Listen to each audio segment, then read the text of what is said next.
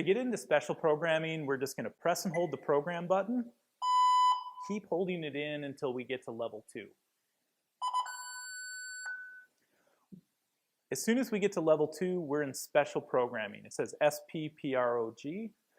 The code for this is 123. And as soon as we get in here, our first step, SP1, is if I need to change between Fahrenheit and Celsius.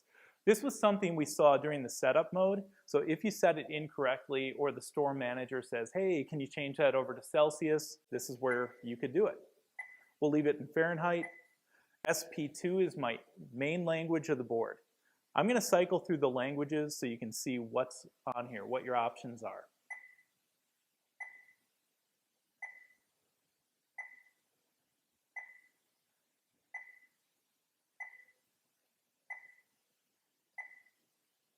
Put it back to English, and I'll leave it here.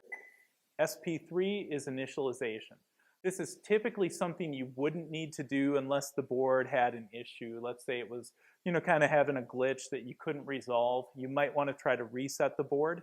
To reset the board, I just simply press and hold the number 1 check mark until it counts down to 0, and it reinitializes. This is a soft reboot. There's not a lot of damage that can be done here, so it's always worth a try if you're having an issue with the board. SP4 is my volume. I can change that, put it down to 1. You can see it getting pretty quiet. Hear it getting quiet, and I can crank it all the way up to 10. So I'll leave it at 10 for now. You can change it to whatever you wanted. Step 5 is our tone. This is going to make, this is if you wanted to make this control board sound different from this control. Or if you had a 4-well fryer, you could have every single control board potentially sound different. Or all sound the same and change the tone. To go higher with the tone, I would increase the hertz. To go lower with the tone, decrease. I'm just going to leave it at 1300.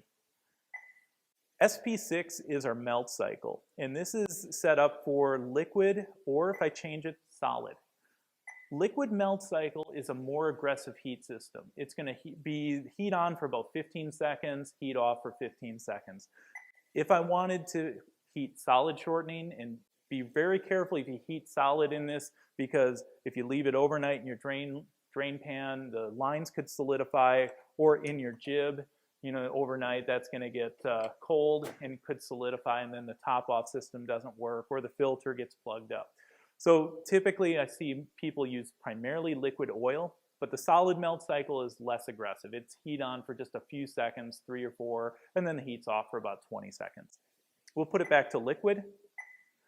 SP7 is our idle mode. Idle mode is a function that takes if the fryer either sits idle for a certain amount of time, or if the store manually, team member manually puts the fryer into idle mode with the 0 button. It's a mode where the fryer is going to lower the heat, just shut the heat off until we hit a certain point.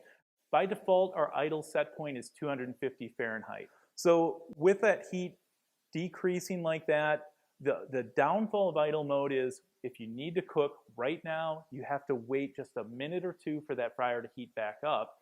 Make sure you explain that to the store manager or whoever's making those decisions. Make sure they understand that. I would highly recommend using idle mode. It saves a lot of energy, and it also saves a lot of shortening life. It extends your oil life in the fryer.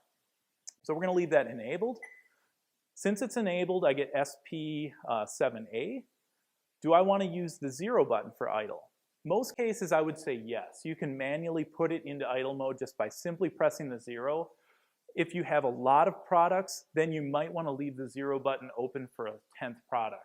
And then it would just automatically enter idle mode at that point.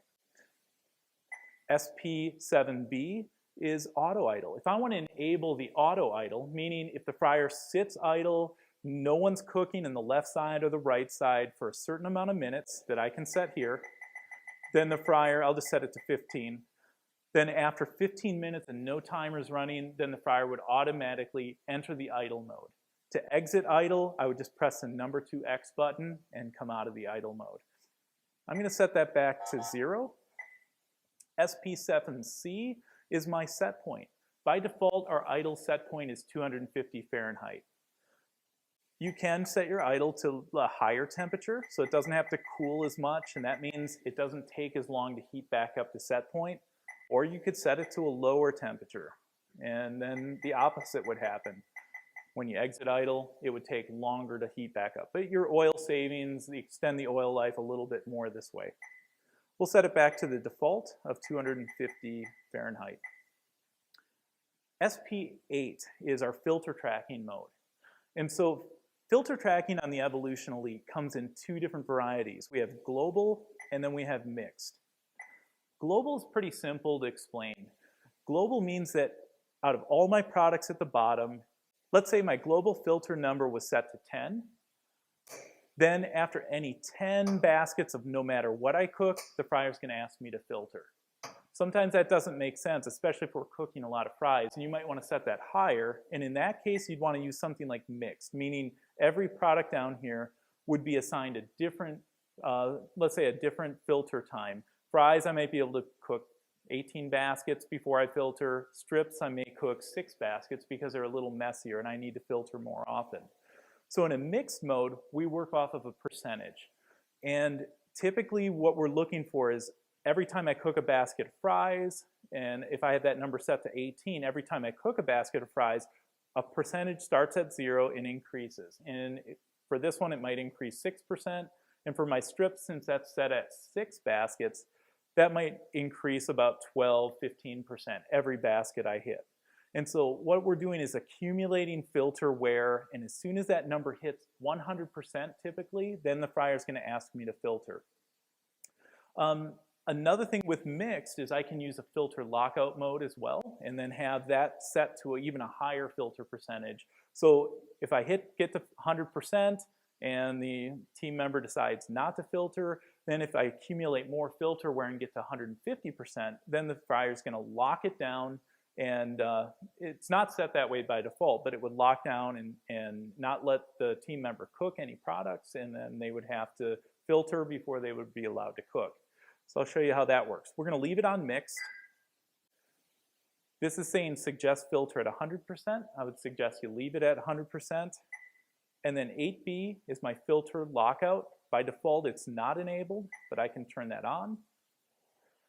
And if it is enabled, then we have SP8C, is when do I want the lockout to happen? And that would be when I hit 150%. I'm going to go back and just show one more example if we do global. So we're going back to the simple filter method, meaning like after every 10 baskets we filter. Then it's asking me, okay, so for a full vat, we're going to filter after X amount of cycles. Right now we're 10, but if I wanted that to filter after every 15 baskets, I can change that. And then 8B says filter lockout. We'll have it enabled. And then it's saying, when do we want it to lock out? After 15 baskets, or do we want to make that higher? Maybe we'll just say 20 in this case. So we'll leave it set up that way, and that gives you a good overview of filter tracking.